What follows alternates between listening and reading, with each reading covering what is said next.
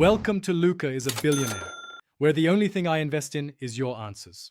You start by confirming your Toyota supports wireless Apple CarPlay and that the head unit firmware is current.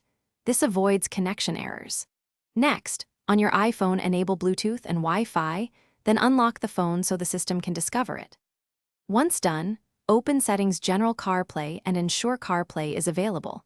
Make sure to remove old wired pairings if they conflict, because a fresh wireless pairing prevents namespace clashes and speeds the initial handshake.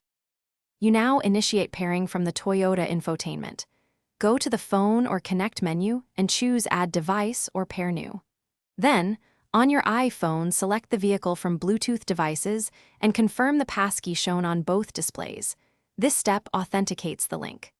Once paired by Bluetooth, accept the prompt on your iPhone to enable CarPlay and wireless use, because Toyota uses Bluetooth to negotiate and then switches to Wi-Fi for the high-bandwidth CarPlay session.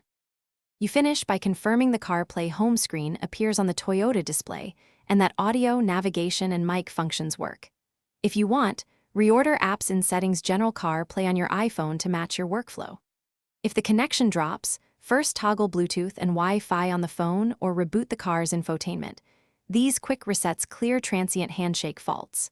If problems persist, update both iOS and the vehicle firmware, then remove and repair devices as a last resort to restore reliable wireless CarPlay. Thanks for watching and please subscribe. It's the best investment you'll ever make.